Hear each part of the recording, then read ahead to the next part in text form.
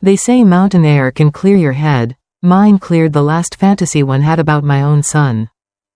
The cabin door slammed like a judge's gavel, and the rusted deadbolt clicked from the outside. "You're not leaving unless it's in a coffin," Jordan said, "my son. My once son," before the echo of his boots dissolved into pine and wind. My phone lay in bright, shattered pieces across the plank floor. A constellation of broken lifelines. No food, no water, just wood, wolves of silence, and the taste of betrayal as dry as old cedar. I'm May Carter, 66, a seamstress who's hemmed half of Atlanta at some point or another, and apparently the villain in my son's marriage to Vanessa Price, with her mother Cynthia forever humming like a judgmental fridge in the background.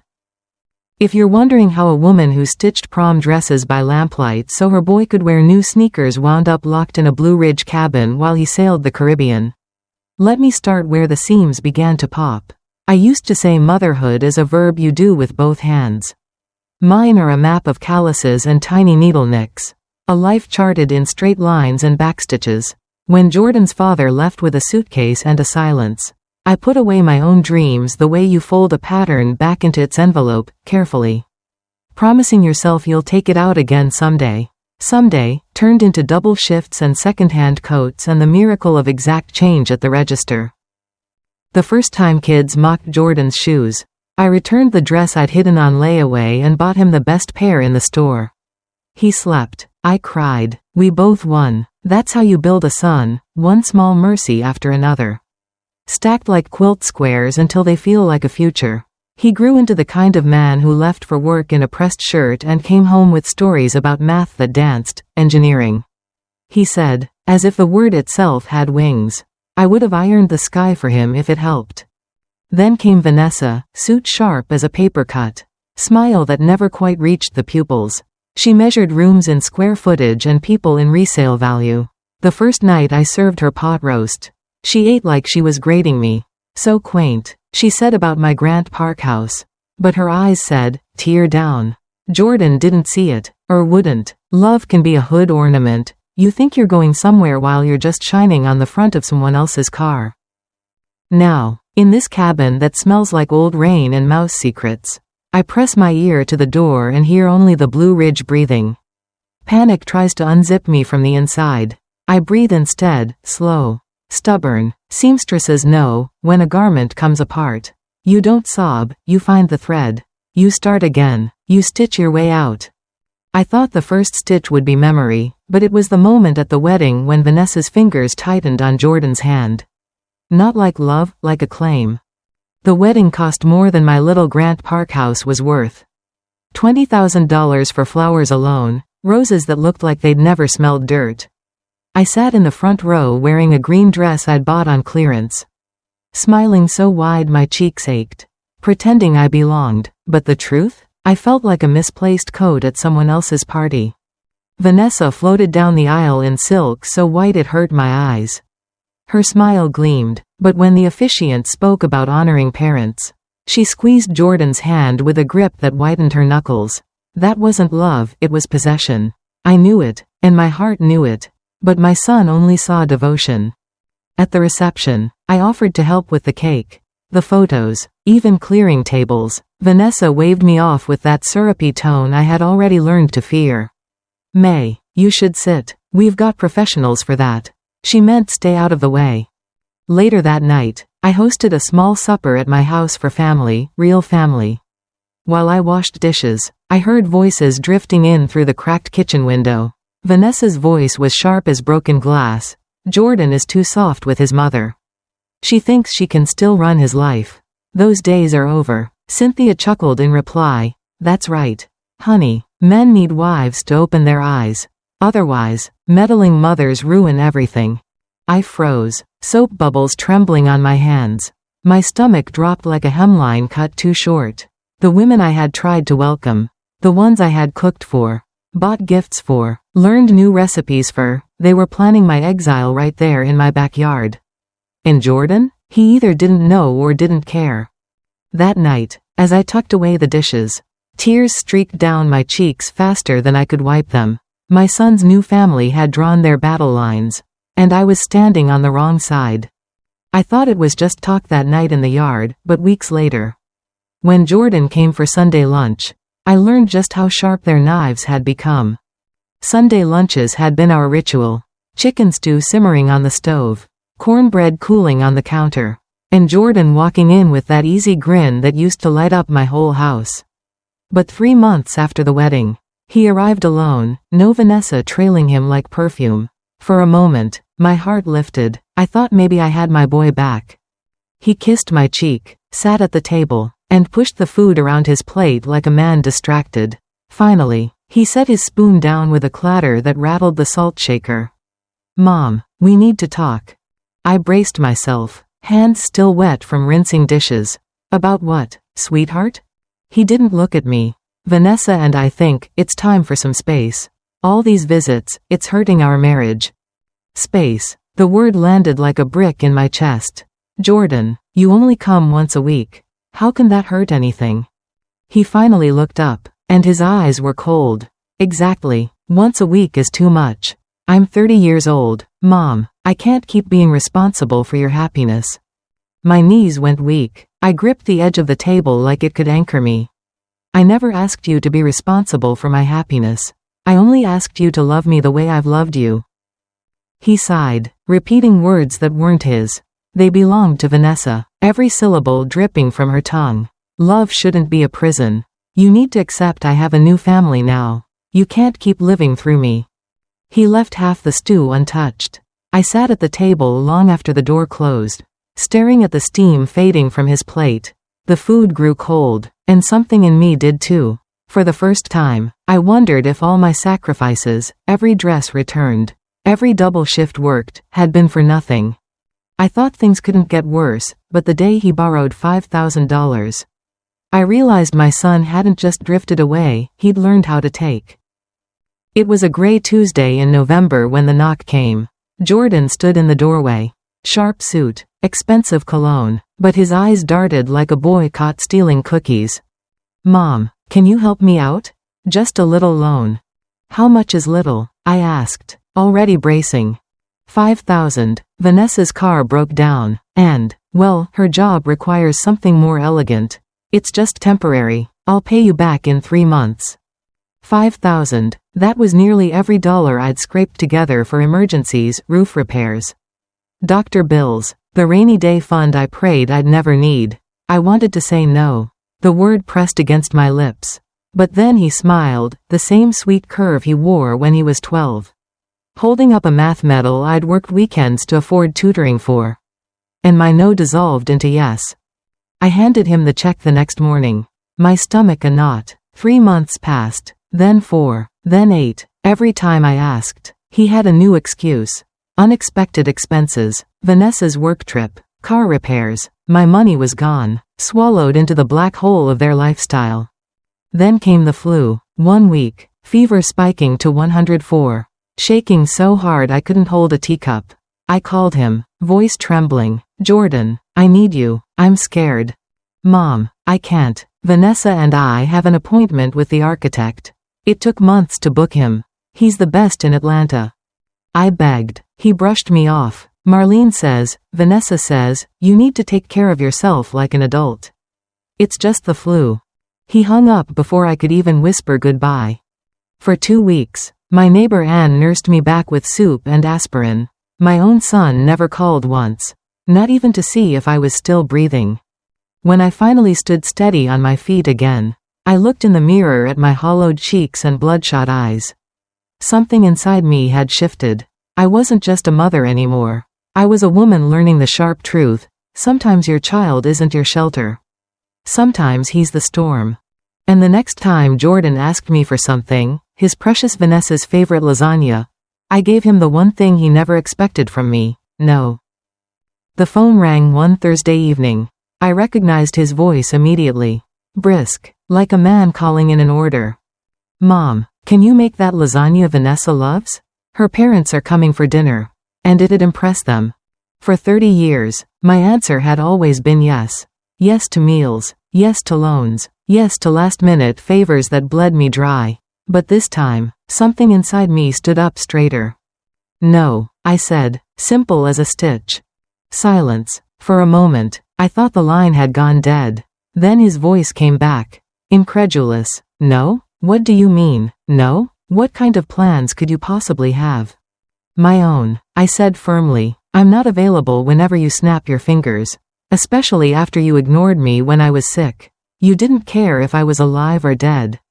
He tried to spin it. Vanessa said it was better to give you space. That did it. Vanessa says. Vanessa thinks. Vanessa decides. When will you start thinking for yourself? Jordan? When will you remember you have a mother? He exploded. Don't start with your drama. If you don't want to help. Fine, but don't try to guilt trip me. The line went dead. My hands shook. But my heart felt lighter than it had in years. For once, I hadn't folded. For once, I hadn't been the seam that tore under pressure. That night, I sat in my quiet kitchen, sipping tea, listening to the tick of the old wall clock. And I realized, freedom didn't always come in grand gestures. Sometimes it came in a single word. But freedom has a price, and 3 weeks later, Jordan and Vanessa stormed into my living room, demanding payment in full. They didn't knock. They didn't need to. The front door flew open like a raid. And in they came, Jordan with his jaw tight and fists clenched. Vanessa in a tailored purple suit that probably cost more than my month's social security check. She looked around my modest living room as though the air itself offended her lungs. We need to talk, Jordan barked, dropping into the same armchair where, as a boy, he used to curl up with a blanket while I read him bedtime stories. The weight of that memory nearly broke me. Nearly. Of course, I said calmly, motioning toward the sofa. Make yourselves comfortable in my home. As always. Vanessa sat, crossed her legs, and tilted her chin. The neighbors are saying you've been talking trash about us. Saying Jordan abandoned you when you were sick. Do you realize what that could do to his reputation at work? I blinked at her. My reputation? That's your concern? Not the fact that your husband left his sick mother alone with a fever high enough to kill? Vanessa's mask of sweetness slipped into a sneer. May, you're 66. It's time to grow up. Stop acting like a spoiled teenager begging for attention. The silence that followed was suffocating. My eyes locked on Jordan, waiting, pleading, for him to defend me, to correct her, to stand as the boy I raised. He didn't. He stared at his shoes, silent as a stranger. My voice shook, not with fear but with fury.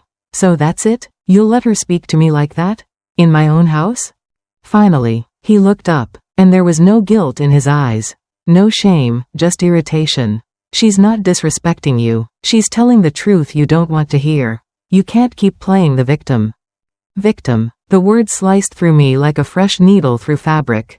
My blood ran cold, but my spine held straight.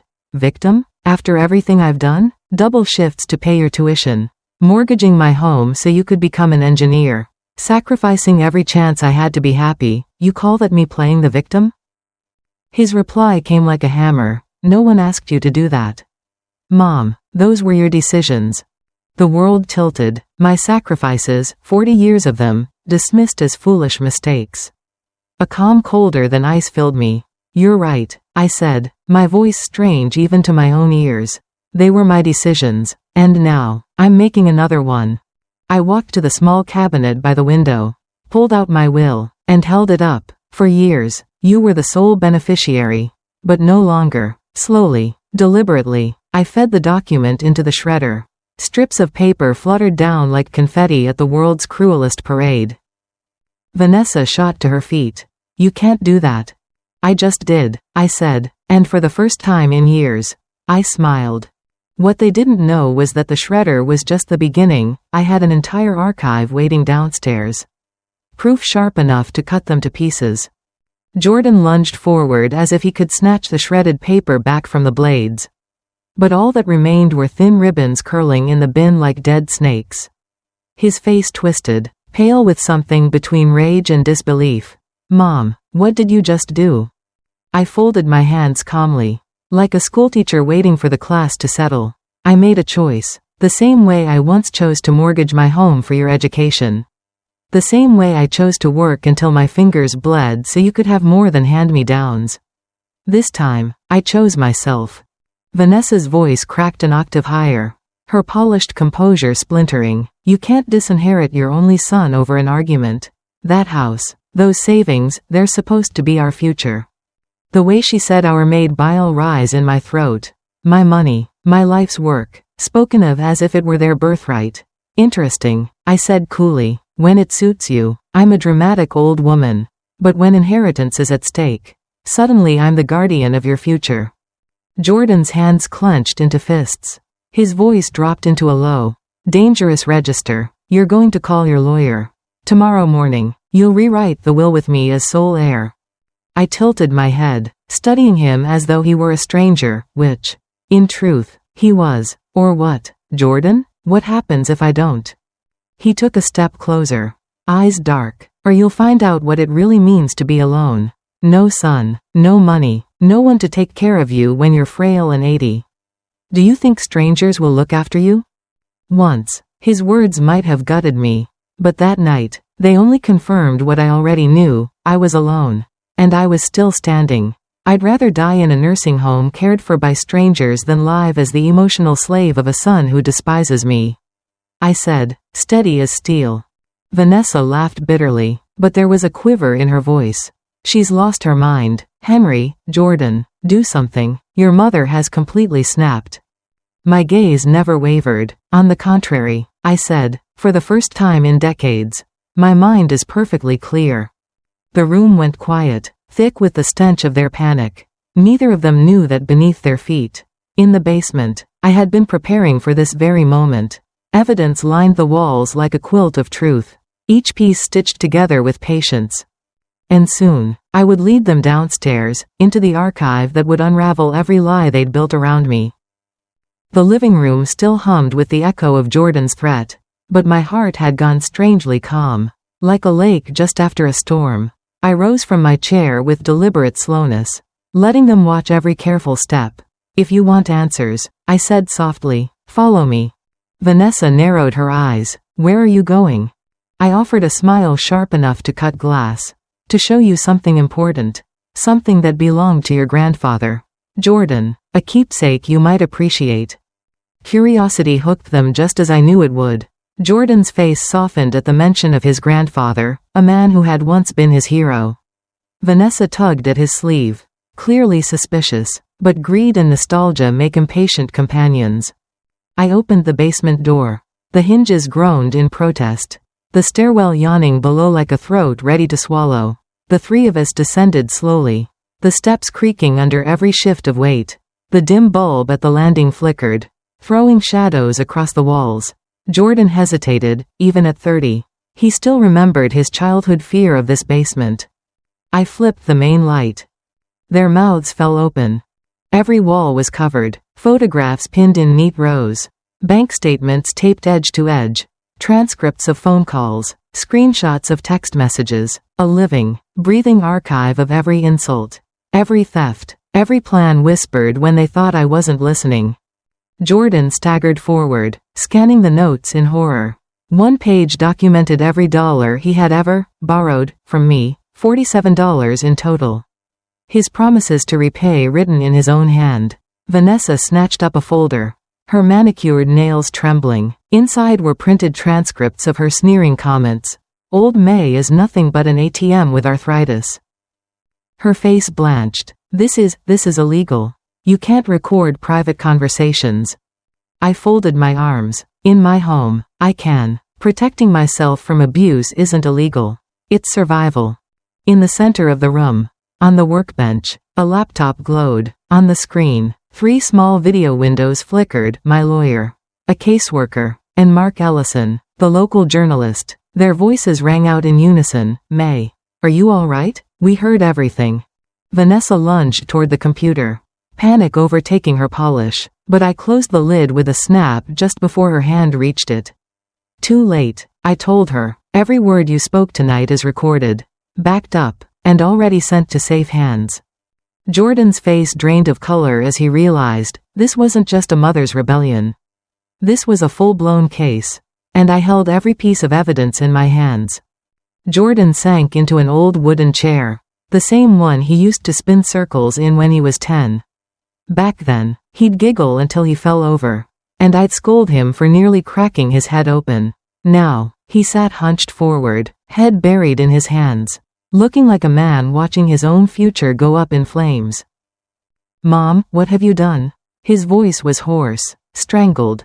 I walked slowly around the room, letting my fingertips brush over the papers taped to the wall. "What I should have done months ago," I said evenly. "I documented the truth, every insult, every dollar, every plan you and Vanessa whispered when you thought I was deaf. Or too old, or too weak to understand." Vanessa slammed the folder shut, her hands shaking so badly she nearly dropped it. "This won't hold up in court. No judge will take this seriously. You're unstable. We'll prove it."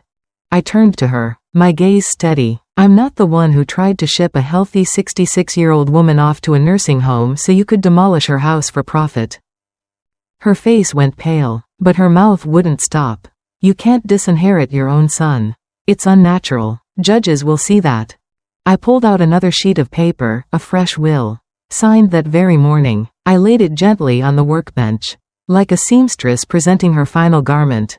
"This is the real one. Every dime, every brick of this house, every cent in my savings, goes to a foundation that helps single mothers earn an education.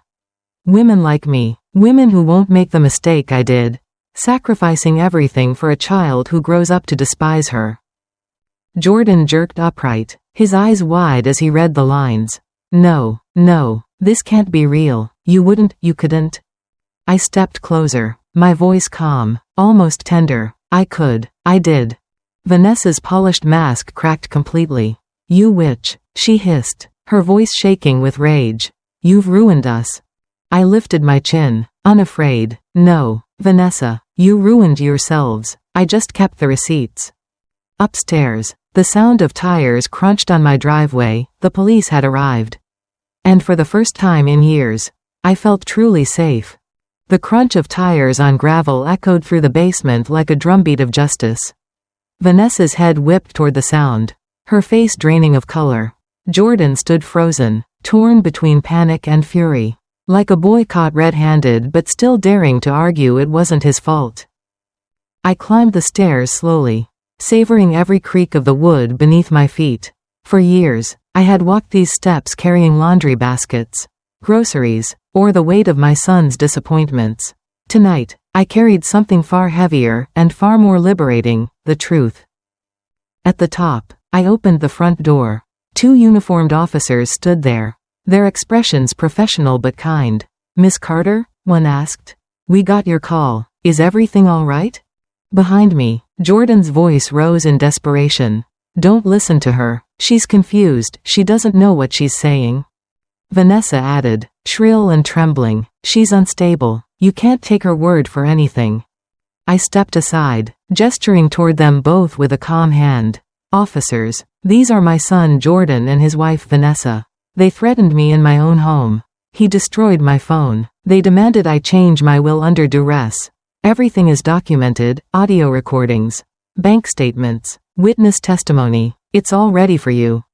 Anne appeared from the kitchen, steady as a lighthouse. I saw and heard it all. She confirmed firmly, every word, every threat.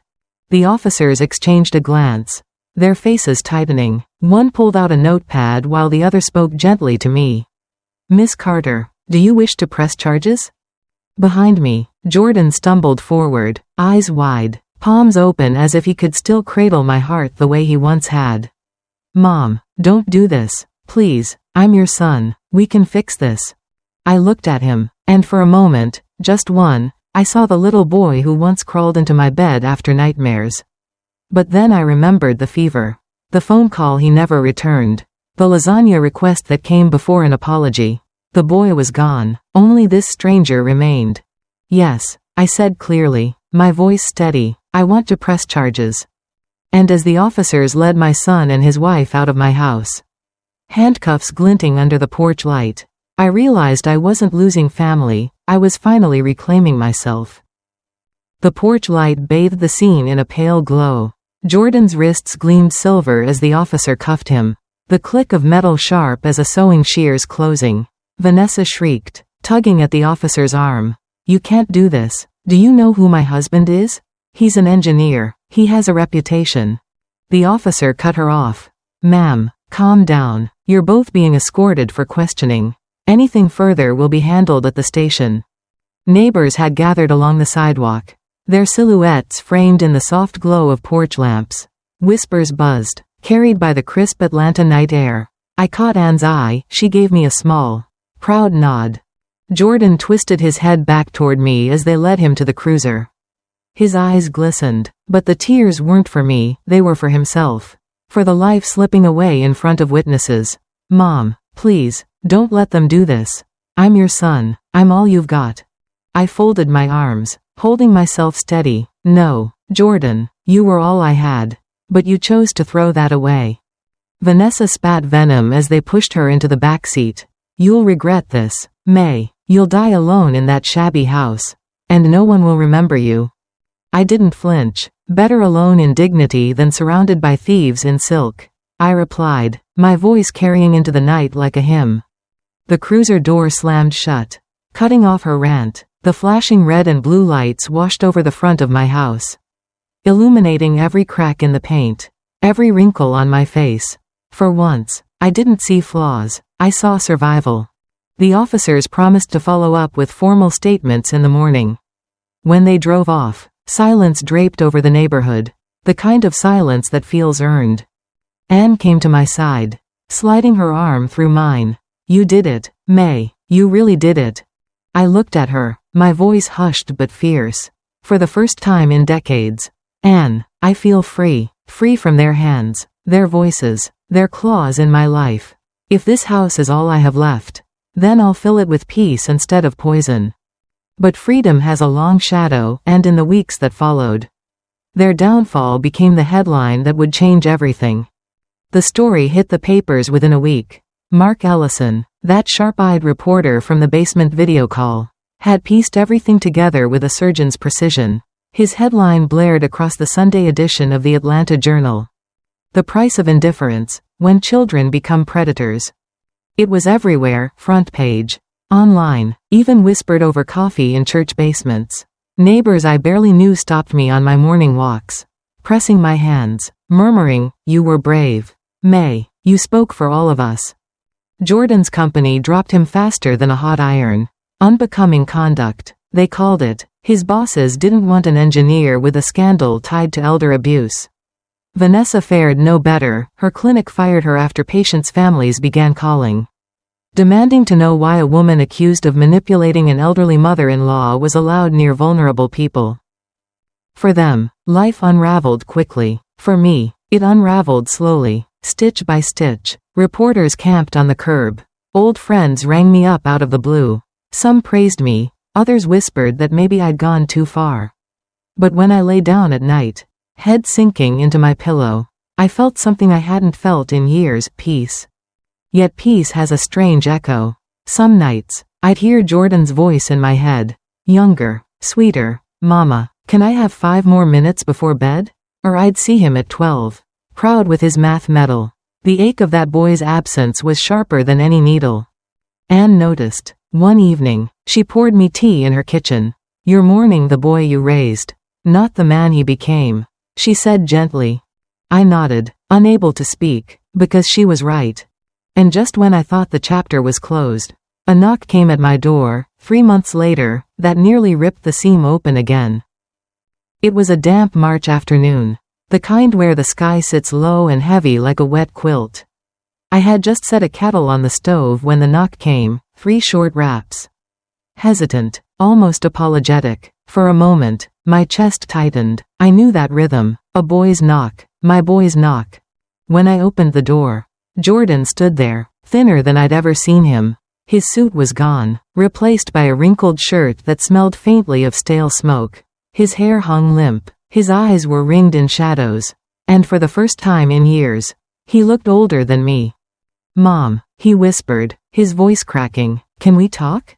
Behind him, there was no shiny car, no Vanessa adjusting her diamond bracelet, no mother-in-law hovering like a hawk. He was alone, utterly alone. I didn't step aside immediately. I studied him, hands gripping the doorframe to keep my balance. 3 months ago, he'd sneered at me, told me no one asked for my sacrifices, called me dramatic. Now he stood on my porch like a beggar asking for scraps. Finally, I opened the door just wide enough for him to enter. He shuffled inside, his shoulders slumped, his presence smaller than I remembered. He sat on the edge of the sofa where Vanessa once perched like a queen. Now, it sagged under the weight of his shame. "I've lost everything," he began, his eyes glassy. "My job, my reputation." Vanessa left. She said I ruined her life. I'm living in a motel off the interstate. I don't even have enough money for next week's rent." He buried his face in his hands and wept.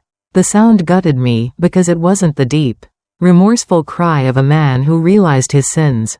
It was the cry of a man who'd lost his comforts.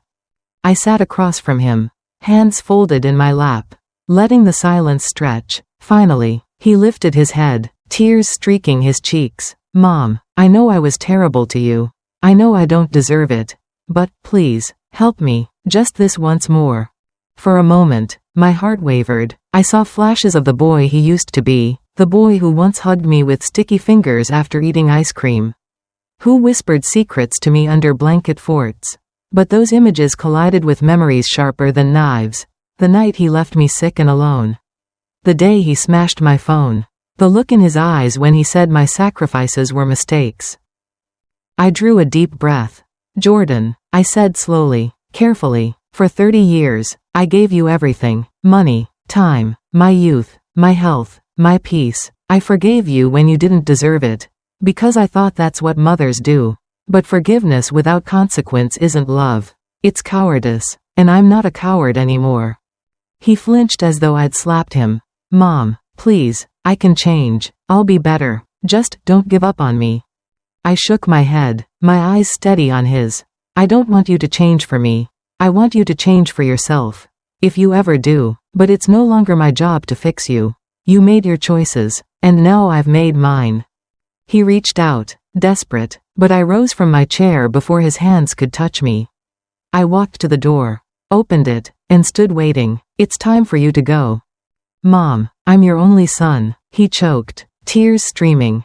"And you abandoned me long before I shut this door." I replied. My voice was firm, but my chest ached like a torn seam. He lingered in the doorway, shoulders shaking, pleading with his eyes for one last thread of hope. But I didn't bend, not this time. With gentle finality, I closed the door. On the other side, his sobs cracked through the silence. I stood there, hand pressed against the wood, listening until his footsteps retreated, until the sound of a car engine sputtered and faded into the distance. When the house was quiet again, I leaned against the door and breathed. The air inside felt lighter, clearer, like a garment finally freed of pins and tacks. Anne appeared from the kitchen with 2 steaming mugs of tea, her face soft with understanding. "How do you feel?" she asked. I took the cup, my fingers steady at last. "Like a free woman," I said. "For the first time in 30 years, I'm completely free." But freedom is a curious thing, because once you taste it, you start wondering what new life you might stitch together from all the scraps. The days after Jordan's visit stretched out like new fabric on a cutting table, fresh, unmarked, waiting to be shaped into something entirely my own. For the first time in decades, I woke without dread, no phone vibrating with his demands, no knock on the door I feared would bring more humiliation, only silence and the possibilities tucked inside it. I began slowly, almost cautiously, as if testing the seams of a garment I wasn't sure would hold. Mornings, I sat by the kitchen window with a cup of coffee and watched the sun climb over the pines. The light spilled across my table, touching stacks of fabric I hadn't sewn in years. My hands, once calloused from factory work, still remembered the rhythms, the hum of a needle, the pull of a thread, the way cloth yields under steady fingers. One afternoon, Anne found me at the machine, stitching a patchwork quilt from scraps I had saved since Jordan was a boy. Little squares of denim from his old jeans, a piece of green fabric from the dress I wore at his graduation, even a strip of lace I'd trimmed from my own wedding gown decades earlier. She stood in the doorway, arms crossed, smiling. "You're stitching your story back together," she said. I smiled faintly, not looking up from the fabric. No, I corrected gently. I'm stitching a new one. The old one's done. And it was true. The old story, the one where I lived only for my son. Where my worth was measured by his comfort. Where my sacrifices went unnoticed, was finished. What came next would be mine alone. Still, there were nights when the echoes returned. Nights when I woke from dreams of Jordan as a little boy, clutching his sneakers with pride, or the way he used to rest his head on my lap during thunderstorms. Those memories cut deep, like pins hidden in fabric. But instead of weeping, I whispered to myself, that boy is gone. And I survived his leaving. Word of my story spread further than I expected. Women from across the county, some I knew, many I didn't, began knocking on my door. Widows, single mothers, grandmothers raising their grandchildren. They carried tales like mine, children who had turned cruel, families who had taken advantage of their sacrifices. They said my courage had given them a voice. One Sunday, the church invited me to speak. I nearly refused. Public speaking had never been my strength, but Anne squeezed my hand and whispered, "You've been silent long enough." So I stood at the pulpit, voice trembling at first, then steady, telling my story not as a tragedy but as a warning, a lesson, and, in the end, a declaration of freedom. The pews were filled with nodding heads, tear-streaked cheeks, and women clutching one another's hands as if they, too, were unshackling themselves. After the service, a young woman approached me, no more than 25, holding a baby on her hip. Her eyes were red, but fierce. "Miss May," she said, "I read about you in the paper. I'm studying to be a nurse. But my family says I'm wasting time. Hearing you, it makes me believe I can finish. Thank you." Her words stitched a new patch into my heart. Maybe this was my purpose now, not just surviving, but helping others stitch their own stories back together. That evening, Anne and I sat on my porch, sipping sweet tea. The sky was streaked with pink and gold, the air cool with spring. I told her about the girl from church, about the women who had knocked on my door, about the thought that kept needling me, starting something bigger. A foundation, I said aloud, surprising even myself, for single mothers, for women like me who gave everything and nearly lost themselves. I want to give them scholarships, legal support, a place to start again. Anne's eyes lit up. "And you've already got the seed money. The will, your house, your savings, it's all right there." I nodded, feeling the thrill of possibility surge through me. For once, I wasn't thinking about Jordan or what I had lost. I was thinking about what I could build. And just like that, the woman who once thought her life was over at 66 felt something shocking. Something electric. She was only just beginning. The idea would not leave me. It stayed with me through the night, humming louder than the crickets outside my window. By morning, it had grown roots in my chest. A foundation, something bigger than myself. Bigger than the pain I had endured. Something that could turn all those wasted sacrifices into seeds for other women's futures. I called my lawyer first thing. His voice carried that careful skepticism lawyers often use. The one that says, "Are you sure you want to jump into this storm?" But when I explained my plan, how my estate would funnel into a foundation for single mothers seeking education, his tone shifted. "Miss May," he said, "this could outlive you. This could be your legacy." The word legacy lingered in my mind. For years, I thought my legacy was my son, his success, his smile, the man he would become. But legacies built on people can crumble when those people choose greed over love. A legacy built on values, on action, now that could endure. Anne and I began drafting lists at my kitchen table, scrawling names of women we knew who might benefit. Neighbors, distant relatives, even strangers we'd heard about through church. The list grew until it spilled across 2 pages, each name heavy with untold stories of sacrifice and survival. By the end of that week, I held a stack of paperwork from the lawyer, laying the first bricks of the foundation I decided to call the thread of grace. It felt fitting. Threads hold fabric together, unseen but essential. And grace, well, that was the one thing I could still give freely, even after everything. But while I was planning, the outside world hadn't forgotten Jordan. News of his downfall traveled faster than I imagined. I heard whispers at the market, neighbors muttering about how far he had fallen. How tragic it was for such a promising man to be brought low by his own cruelty. Some pitied him, some scorned him. Me? I tried not to think of him at all. Tried, but failed. One afternoon, as Anne and I carried groceries into the house, a voice cut across the yard. Hoarse, unsteady, familiar. Mom. I froze, nearly dropping the sack of oranges in my hands. Jordan stood at the edge of the driveway, his shirt untucked, his eyes wild with a mix of desperation and shame. His cheeks were rough with stubble, his hair a tangle. He looked less like the polished engineer I once bragged about and more like a man frayed at every seam. Please, he called out, voice breaking, just hear me out. 5 minutes. Anne shot me a look, half protective, half questioning. My heart clenched. I wanted to slam the door, to stitch the final seam shut. But a mother's heart doesn't always obey logic. Against every instinct, I nodded and let him approach. He stumbled closer, lowering his voice. I've been sleeping in my car. Vanessa drained the accounts, ran off to her mother's. I don't have a place to go. I don't have anyone else. His words tumbled out like torn threads. Mom, I know I failed you. I know I was cruel. But I'm begging you, just one more chance.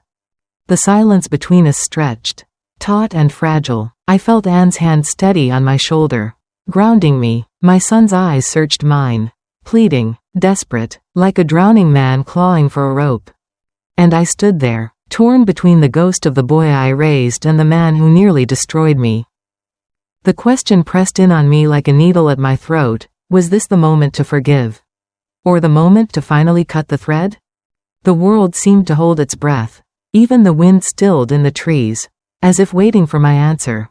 I stared at Jordan, this hollowed-out man who once held my entire heart, and wondered how many chances one person could be given before mercy turned into madness. One more chance, he whispered again, voice cracking. I'll change, Mom, I swear, I'll do whatever it takes. His words stabbed at me, sharp as a tailor's shears. I wanted to believe him. Oh God, I did. For 30 years, I had lived off that belief, that if I just gave a little more, forgave a little faster, sacrificed a little longer, he would come around, and every time, he proved me wrong. Anne's hand squeezed my shoulder. Firm, steady, she leaned close and whispered, remember the basement, May, remember what he did to you. I remembered, the shattered phone, the threats, the contempt dripping from his voice when he told me my sacrifices were mistakes. And most of all, I remembered the calm that filled me when I finally shredded the old will. When I claimed my freedom. I drew a deep breath. Jordan, I said softly, though my voice carried iron, do you know what you're asking? His eyes darted, restless. I'm asking for forgiveness, for you to take me back. I don't want money. I don't want the house. I just want my mom. A laugh escaped my lips, sharp, bitter, involuntary. You want your mom? Where was that desire when I lay in bed with a fever? Begging for you to come? Where was it when you smashed my phone against the wall? When you threatened to leave me destitute if I didn't sign away my life? He flinched with each word, like I was striking him. But I didn't stop. I couldn't, not now. You didn't want your mother then. I pressed on. You wanted my silence, my obedience, my money, and when you had it all, it still wasn't enough. Forgive me if I don't believe that suddenly, stripped of your comforts, you've discovered love in your heart. He dropped to his knees right there in the driveway, gravel biting into his jeans. His hands trembled as he reached for mine. Please, Mom, I have nothing left. I'm begging you, don't turn your back on me. Tears stung my eyes, but they didn't fall, not this time. I pulled my hands back and straightened my shoulders. Jordan, I said, my voice steady now, I gave you 30 years. 30 years of chances, 30 years of love you spit back in my face. My forgiveness is not a bottomless well. It ran dry the day you looked me in the eye and told me no one asked me to sacrifice for you. That day, you buried the son I loved. And today, you're asking me to resurrect him. I can't, I won't. His face crumpled, his sobs breaking into the quiet air. I turned away, not out of cruelty, but out of self-preservation. For once, I chose me. Anne stepped forward, her voice cutting through the silence. You need to leave, Jordan, right now. Slowly, painfully, he staggered to his feet. His eyes, bloodshot, hollow, met mine one last time. Then, without another word, he turned and walked back down the driveway. His shoulders sagged, his steps heavy, as though each pace carried the weight of every wrong he had ever done. I watched until his figure blurred into the shadows of the street. And though my heart ached, a strange lightness bloomed in my chest. Because for the first time, I didn't run after him. I didn't plead. I didn't break. I closed the door, slid the lock into place, and let out a breath that seemed to carry 30 years of chains. But little did I know, that locked door wasn't the end of the story, it was the beginning of a storm I never saw coming. The storm announced itself not with thunder, but with paper. 2 weeks after Jordan knelt in my driveway, an envelope arrived by certified mail, heavy cardstock, my name typed neatly across the front. I signed for it with trembling fingers, a chill sliding down my spine before I even tore it open. Inside was a letter, stamped with the bold crest of a law firm I recognized from town. Notice of intent to contest will. My knees nearly buckled, I sank into the kitchen chair, the letter shaking in my hands as I read line after line of legal jargon. Jordan and Vanessa were claiming I was not of sound mind when I rewrote my will. They alleged I had been manipulated by outside influences, Anne, the church, even the journalist Mark Ellison. It was all there in black and white. They planned to drag me through court, to strip me bare in front of strangers, to argue that my choices were invalid. To them, my dignity was worth less than their $500,000 dream. Anne found me at the table. The letter spread before me like a curse. She read it once, her lips pressing into a hard line. So this is their next play. She muttered, if they can't bully you in your living room, they'll try in a courtroom. I wanted to crumble, to sob until my body shook. But something inside me had changed. Instead of fear, a different fire burned in my chest, anger. Yes, but also resolve. Let them try, I whispered, surprising even myself. Let them drag my name through the mud. I've got the truth stitched into every seam of this story. And this time, they won't break me.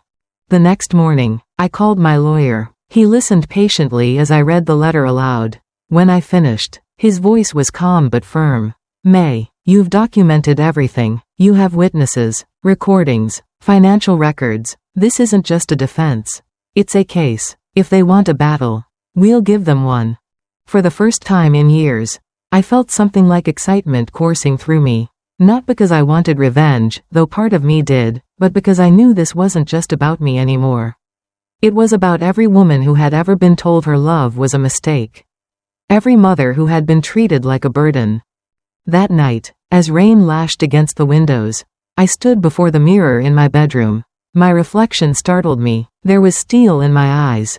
The kind I hadn't seen since I was a girl standing up to factory supervisors who thought they could work us like mules.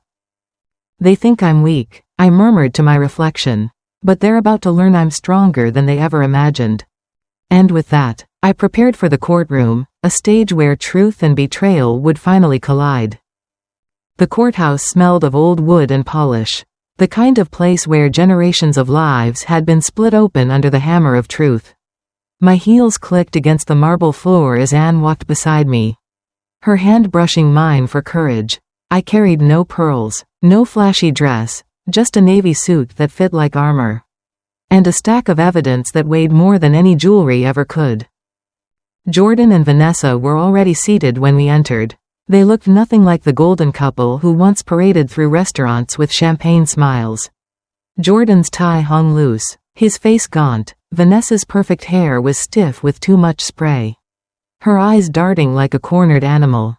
Still, when she saw me, she forced a smirk that said, "We've got this in the bag." The judge, a stern woman with silver hair swept into a bun, took her seat. The bailiff called the case, Estate of May Elliott. Contesting parties, Jordan Elliott and Vanessa Carter Elliott. Hearing my name echo through that chamber was surreal. As though I were both alive and already a ghost being picked apart. Their lawyer rose first, a tall man with a booming voice. He painted a picture of me as a fragile, Confused old woman, lonely, sick, manipulated by outsiders into making rash decisions. He claimed Anne had poisoned my mind against my son. He claimed Mark Ellison, the journalist, had coached me for his own story. He claimed I was unstable, incapable of making rational choices. Each word was like acid. But I didn't flinch, not this time. When it was my lawyer's turn, he moved with quiet precision. He laid out my recordings, their voices clear, undeniable, as they spoke of demolishing my house, of pocketing my savings, of locking me away in a facility like a worn-out coat shoved into a closet. Gasps rippled through the courtroom. Even the judge's eyebrows lifted at Vanessa's unmistakable voice. What more could a woman her age ask for? Next came the photographs, bruises on my arms, bank transfers signed by Jordan, screenshots of Vanessa mocking me in messages to her friends. Piece by piece, the picture formed, not of a confused old woman, but of a mother who had endured, documented, and finally fought back. Anne testified with steady grace, her voice unwavering as she recounted the threats, the smashed phone, the nights she nursed me when Jordan wouldn't even call. Her words carried the weight of truth sharpened by friendship. Then it was my turn. I rose slowly, walking to the stand. The air felt thick, every eye pinned on me. My heart pounded, but my voice, steady, strong, cut through the silence. I may be 66 years old, I began, but I am not confused. I am not manipulated. I am not weak. I am a woman who gave everything to a son who treated me like a bank, a maid, and finally, a burden. And when I realized my love was being used as a leash, I did the only thing left to do, I cut it. I lifted my chin, my eyes locking on Jordan's. This will they contest is not about money.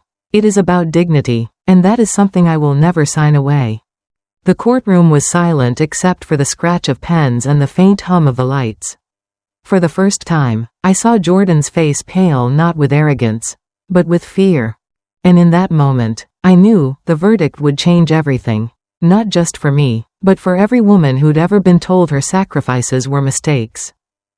The judge leaned back in her chair, her sharp eyes flicking from me to Jordan, then to the mountain of evidence spread across the table. She tapped her pen against the desk. Once, twice, before speaking. Mr. Elliot, Mrs. Carter Elliot, she began, her voice cool and precise. Do you have any response to these recordings and documents? These appear to be your own words, your own signatures, your own actions. Jordan shifted in his seat, sweat beading along his hairline. Your Honor, he stammered. My mother, she doesn't understand. She's twisting things. Those recordings, they were taken out of context. I never meant to hurt her. She's exaggerating because she's angry. Vanessa leaned forward, her voice sharp. This is a setup. She's colluding with that neighbor and that journalist. She's not of sound mind. Everyone knows she's been unstable for years. I let their words wash over me, hollow and desperate. For decades, I had shrunk under those tones, dismissive, condescending, cruel. But now, sitting in that witness stand with the truth on my side, their voices sounded small. My lawyer rose again, his expression calm as he addressed the judge. Your Honor, if this is instability, then it is the kind that documents abuse meticulously. If this is confusion, then it is the kind that saves receipts, screenshots, recordings, and witness testimony. What you see here is not instability. It is survival. A murmur of agreement rippled through the courtroom. I caught sight of women in the gallery, neighbors, church members, even strangers who had come after reading the articles. Their faces were solemn, their eyes bright. They weren't just watching a trial. They were watching a story they knew too well. The judge raised her hand, silencing the whispers. I will review the evidence and make a ruling, she said firmly. But let me be clear, this court does not look kindly on intimidation, financial abuse, or attempts to silence the elderly. I will not forget the tone of those recordings. Her gavel struck once. The session recessed.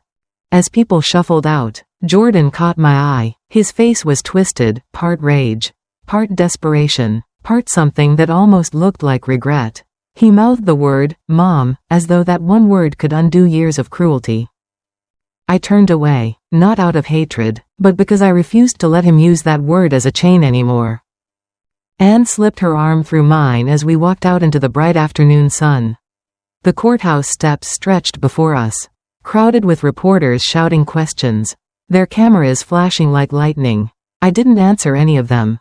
Instead, I lifted my chin, letting them see the steel in my eyes. Because this wasn't just my fight anymore. It was every woman's fight who had been told she owed her life, her savings, her very soul to ungrateful children. But the true blow was still to come, the verdict that would either stitch my freedom into law or unravel everything I had built. The day of the verdict arrived with a tension that clung to my skin like humidity before a storm. I dressed carefully that morning, my navy suit pressed sharp, my pearl earrings polished until they caught the light, not because I needed to impress anyone, but because I wanted to remind myself, I was no longer the woman who bent and broke. I was standing tall, unshaken. The courtroom buzzed with whispers when I entered. Reporters filled the back rows, notebooks ready, cameras already flashing. Anne sat by my side, her presence as steady as the seam in a strong quilt. Across the aisle, Jordan and Vanessa whispered furiously to their lawyer, their faces pale, drawn tight with sleepless nights. When the judge entered, the room hushed. She carried the weight of authority in every step, her robe sweeping the floor as she sat, adjusting her glasses before lifting the papers in her hand. After reviewing the evidence, the testimony, and the documents presented, she began, her voice echoing through the chamber. This court finds no basis to declare May Elliott incompetent or manipulated in the drafting of her will. A gasp rippled through the gallery. My heart hammered. On the contrary, she continued, the evidence presented demonstrates clear, deliberate, and rational decision-making. The will stands as valid and binding. Furthermore, the court refers the matter of potential elder abuse and financial exploitation to the district attorney for review. The gavel cracked down like thunder. I closed my eyes, exhaling a breath I felt I'd been holding for years. Around me, murmurs swelled, supporters nodding, reporters scribbling, neighbors whispering prayers of thanks. Anne squeezed my hand so tightly I thought the bones might fuse together. But I didn't mind. Jordan shot to his feet, his face twisted with rage. You can't do this, he shouted at the judge, his voice cracking. She's my mother. She owes me. Everything she has, everything, exists because of me. The judge's glare froze him mid-sentence. Sit down, Mr. Elliott, or you will be removed from this courtroom. Vanessa yanked at his sleeve, hissing, stop it, you're making it worse. But her face was ashen, her confidence shattered. I didn't move, I didn't flinch. For the first time in decades, I wasn't the one trembling. They were. The bailiff approached them, looming like a shadow, and they finally sank back into their seats, their anger deflating into silence. The judge rose. This court is adjourned. Her gavel fell one final time, and with it, the weight I had carried for 30 years lifted off my shoulders. As I walked out of that courtroom, the cameras exploded with light, the air electric with shouts of questions. I didn't answer a single one. I just kept walking, my steps steady, my chin lifted high, the truth stitched into every line of my face. But little did I know, the verdict wasn't the end. It was only the beginning of a new battle. Rebuilding a life I had almost forgotten was mine. The courthouse doors swung shut behind me, and for a moment, I just stood there on the marble steps, the sunlight spilling over me like a blessing. Reporters clamored at the edges, microphones thrust forward, cameras flashing like a storm of fireflies. But their noise seemed distant, muffled. Inside me, there was only silence, the kind of silence you get after a long song finally ends.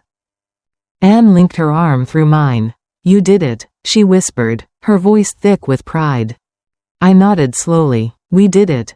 But as we walked down the steps, I realized victory in court was only half the battle. The other half was quieter, lonelier. The task of building a life after everything I thought defined me had been stripped away. Neighbors came by in the following weeks, bearing pies and congratulations, patting my hand as though I were some local hero. They meant well, but each smile, each handshake reminded me of the hollow space where my son should have been. Nights were the hardest. I'd lie awake staring at the ceiling, listening to the creaks of the old house, the whisper of wind against the shutters, Sometimes I'd remember Jordan as a boy, running barefoot in the yard, laughing when I chased him with a hose on hot summer afternoons. The ache of missing that child was almost unbearable. But then, just as quickly, my mind would flash to the man who had smashed my phone, who had told me I was a burden, who had threatened to throw me into a nursing home for convenience. And the ache turned cold. One evening, Anne brought over a casserole and found me staring at a box of photographs spread across the table. Jordan's school pictures, his graduation, our birthdays together, all laid out like evidence of a life that once felt unshakable. "What are you going to do with them?" she asked gently. I picked up one of the photos, Jordan at 10, holding up his math medal, pride blazing in his eyes. My thumb traced the edges. "I don't know," I admitted. "Part of me wants to burn them. Part of me wants to frame every single one." Anne poured us tea, her eyes soft. "Maybe the answer isn't either or. Maybe you keep them as reminders, not of who you became, but of who you were when you gave that love. That love was real, May, even if he squandered it." Her words sank deep. That night, instead of boxing the photos away, I placed them back in the drawers, not hidden, not displayed, just kept, a record of a life lived, mistakes and all. Slowly, I began to stitch myself into a new rhythm. I tended my garden, rejoined the quilting circle at church, and started writing down my story, every betrayal, every victory, every moment I chose myself over despair. And as the weeks passed, whispers began to reach me. Other women in town, single mothers, widows, grandmothers raising children on their own, wanted to know more about my foundation. The thread of grace. Letters came in, folded carefully, telling me stories of survival that echoed my own. For the first time in decades, I felt purpose rising in me again. But just as I began to rebuild, a letter arrived that threatened to unravel everything I had fought so hard to sew back together. The letter came on a Tuesday morning, tucked between bills and catalogs in the worn brass mailbox by my front gate. I almost missed it, plain white envelope. My name typed neatly across the front. No return address. Something about its starkness made my stomach clench. I carried it inside, set it on the kitchen table, and stared at it while the kettle hissed on the stove. My hands trembled as I finally tore it open. Inside was a single sheet of paper, the ink smudged in places as if written in haste. "Mom, I know I've lost everything. The court, my job, my marriage, gone. And I know it's my fault. I don't expect forgiveness. I don't even expect kindness. But please, I can't live like this anymore. If you won't have me back as your son, then at least meet me once. Just once. Let me look you in the eye and say I'm sorry. If you refuse, I'll understand. But know this, I won't bother you again. Not ever. Jordan." My throat tightened. The words blurred as tears threatened to spill. It wasn't the manipulative tone I had grown used to, nor the cold arrogance he had wielded like a weapon. It sounded broken, final. Anne found me there, the letter trembling in my hands, the tea long gone cold. She read it silently, her lips pressed thin. "You don't owe him anything, May," she said firmly, "not after everything he's done. He made his bed, let him lie in it." But I couldn't shake the image of him, my boy. Not the man who had betrayed me, but the child who once slipped wildflowers into my apron pocket just to see me smile. "What if it's real this time?" I whispered. "What if he truly means it? What if I shut the door and there's no tomorrow for him?" Anne shook her head. "And what if it's another trap? What if he pulls you back into the cycle you nearly died escaping?" Her words were true, but my heart and my head waged war. I paced the kitchen, the letter crumpling in my grip, every step echoing with 30 years of sacrifice, betrayal, and love I couldn't quite kill. That night, I lay awake staring at the ceiling, the question gnawing at me like a loose thread: if I met him, would it be closure or collapse? And as dawn crept through the curtains, I realized I had to choose: face my son one last time, or let the door stay locked forever. The decision gnawed at me until I could barely eat, barely sleep. By Thursday morning, I found myself sitting at the kitchen table with the letter spread flat before me, a pen in hand. My fingers shook as I wrote 3 simple words across the bottom. Saturday, noon, park. No promises, no warmth, just a time and a place. I folded the note, slid it into an envelope, and left it at the motel address Jordan had scribbled on the back of his letter. Anne wasn't pleased when I told her. She crossed her arms, her voice sharp with worry. May, this could undo everything you've built. Don't give him another chance to twist the knife. It's not for him, I said quietly. It's for me. I need to look him in the eye and know I didn't turn away without hearing his last words. After that, I'll be free, truly free. When Saturday came, the park was nearly empty. Just a few children on swings squealing in the distance and an old man tossing breadcrumbs to pigeons. I sat on a weathered bench beneath a maple tree, my heart pounding so loud I thought it might echo off the branches. 10 minutes passed, then 15, and then I saw him. Jordan shuffled toward me, his shoulders hunched, his steps heavy. He looked nothing like the polished professional I once bragged about to neighbors. His clothes hung loose, his eyes were sunken, and the weight of shame seemed to press down on every inch of him. He stopped a few feet away, hands buried in his pockets, staring at the ground. For a moment, neither of us spoke. The silence between us felt like a canyon carved by years of cruelty. Finally, he lifted his gaze. His eyes shimmered with something I hadn't seen in years, raw sorrow. Mom, he whispered, voice breaking, I'm sorry for all of it. For the nights I left you alone. For the things I said. For choosing her over you. I don't expect forgiveness. I needed you to know.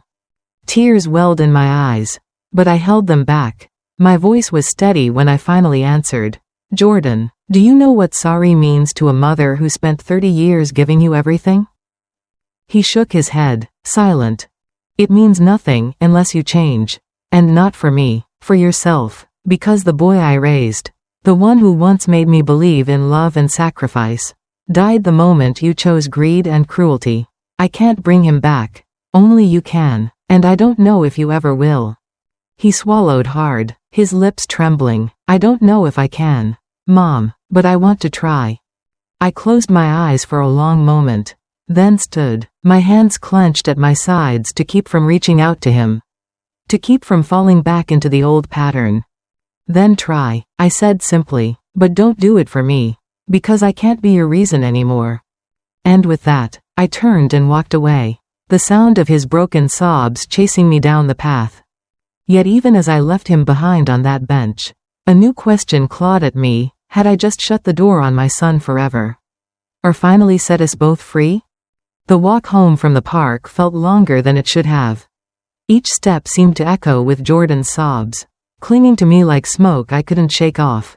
By the time I reached my front porch, my legs trembled from the weight of everything I had carried, not groceries, not fabric, not years of labor at the factory, but the burden of motherhood itself. Anne was waiting in the kitchen when I came in, a kettle already hissing on the stove. One look at my face, and she knew. You saw him, she said softly. I nodded, sinking into a chair. He cried, Anne, for the first time. I think he meant it. But I couldn't give him what he wanted. I couldn't hand him forgiveness like a bandage over a wound that's been rotting for years. Anne set a steaming cup in front of me, her hand warm on my shoulder. That's because forgiveness isn't a bandage, May, it's a stitch, and sometimes, the fabric's too torn to hold together again. Her words sat heavy in the room. I stared into the swirl of steam above my tea, wondering if I'd made the right choice. Was I cruel to leave him sobbing on that bench? Or merciful, giving him the truth no one else dared to say? That night, I lay awake in bed. The house too quiet, my thoughts too loud. I whispered into the darkness. Am I free, or just empty? The ceiling gave no answer. But in the days that followed, something began to shift. The letters kept coming, women from across the state writing to thank me for speaking out, for standing firm. Some told me they, too, had been used, discarded, made to feel worthless by the very children they'd sacrificed everything for. My story had become more than mine, it had become theirs. One morning, I opened an envelope with trembling fingers and found a check inside, along with a note. For the thread of grace. Thank you for giving women like me hope. The check was modest, But the gesture nearly undid me. I pressed the paper to my chest, tears streaming freely at last. For 30 years, everything I gave felt swallowed by a void. But now, finally, my giving was building something. I called Anne, my voice trembling with excitement. "It's happening," I said. "The foundation, it's really happening." She laughed, that rich sound filling my kitchen. "May, you thought you lost your purpose. But maybe you were just waiting for the right one." Her words stitched something inside me, tighter, stronger than before. But just as hope began to bloom, the past wasn't done with me yet, because Jordan would come knocking one final time. And this time, the choice would cut deeper than ever. The knock came on a Sunday afternoon, sharp and deliberate, nothing like the broken raps I had heard before. I froze mid-stitch, the half-finished quilt slipping from my lap. Anne, who was in the kitchen shelling peas, looked up at me with wary eyes. "Don't," she whispered. "It's him, I can feel it." But my feet moved before my head could stop them. I opened the door, and there he was. Jordan. This time, he wasn't hunched or trembling. He stood tall, clean-shaven, wearing a pressed shirt that looked borrowed but neat. His eyes, though still ringed with shadows, carried a steadiness I hadn't seen in years. Behind him was no Vanessa, no lawyer, no shadow of manipulation, just my son. "Mom," he said softly, "please don't shut the door." "Not yet." My fingers tightened on the knob, every instinct screaming to protect the fragile peace I had built. But something in his tone, measured, not desperate, made me pause. "What do you want, Jordan?" I asked, my voice cold, steady. He took a deep breath. "I came to say I'm leaving. For real this time. I've been accepted into a rehab program, counseling, financial therapy, the whole thing. They said I need a clean break from the life I've been living." His throat bobbed as he swallowed hard. "I'm not asking for money. I'm not asking for a place to stay. I just wanted you to know I'm trying. And to thank you for forcing me to face myself." The words hit me harder than any courtroom blow. For once, he wasn't making excuses. He wasn't shifting blame. He was standing in the ruins of his choices, trying, however clumsily, to build something new. Anne appeared in the hallway, her arms crossed, her glare sharp as pins. "May, don't let him pull you back. You've come too far." I raised a hand to silence her, my eyes never leaving Jordan's. My heart battled itself, love against self-preservation, memory against reality. "You hurt me," I said finally, my voice breaking but clear. "You broke me in ways I didn't think I could survive. And I don't know if I'll ever forgive you for that. But if you're truly going to change, then you don't need my forgiveness to do it. You need your own." His eyes filled with tears. But he didn't crumble this time. He nodded, shoulders squaring as if my words stitched something into him instead of tearing him down. "I understand," he whispered. "I don't expect anything. I needed you to hear it from me." For a long moment, we stood in the doorway, the space between us crowded with decades of love, betrayal, and pain. Then, slowly, he turned and walked away, each step firm, deliberate, different. I watched until he disappeared down the street. This time, I didn't cry. Instead, I whispered to myself, maybe the boy I raised isn't gone after all. But whether he returns or not, I'm finally whole. Anne touched my arm gently. "You did the right thing, May." I nodded, not for him, for me. And with that, I closed the door, not on my son, not on my past, but on the chains that had bound me for 30 long years. Ahead of me waited something greater than survival, a new beginning. Spring settled over the town like a quilt of soft colors, dogwoods blooming. Children chasing kites in the park. Neighbors trimming hedges as though the world had never known betrayal or broken hearts. In my little house, sunlight spilled through the windows, warming the wooden floors that once creaked under the weight of sorrow. Now they carried me steady, step by step, into a new life. The thread of Grace Foundation bloomed faster than I imagined. Donations came not just from neighbors but from women I had never met, women who read my story in the papers, who saw themselves in my battle, who longed to sew their own torn lives back together. Every letter I opened was a patch, every check a stitch, until soon, The fabric of the foundation stretched wider than my small house could hold. On the day of the foundation's first official meeting, I stood before a circle of women, young, old, mothers, grandmothers, daughters, all carrying scars invisible to the world. Their faces were tired, but their eyes burned with hope. As I spoke about second chances, about dignity, about refusing to let love turn into chains, I realized this was what all my pain had been leading to. Not Jordan, not Vanessa, not the courtroom, but this. I still thought of my son, of course. Some nights I wondered if he kept his promise. If he truly sought help. If he was learning to stitch himself back together without using me as his fabric. But the difference now was simple. My life no longer depended on the answer. That evening, after the women had gone, Anne and I sat on the porch watching fireflies wink in the warm dusk. She turned to me, her voice soft. "May, do you ever regret it? Cutting him off?" I thought for a long moment, then shook my head. No, because I didn't just cut him off. I cut myself free. The cicadas hummed, the stars blinked awake, and for the first time in 30 years, I felt not like a mother who had lost everything, but like a woman who had gained herself. And that was enough. Life has a way of unraveling when we tie our worth too tightly to others, even to our own children. Love without respect becomes chains. Sacrifice without gratitude becomes poison. The hardest, bravest choice is to protect your dignity, even when it means letting go of those you love most. Freedom isn't selfish. Sometimes, it's the purest form of survival.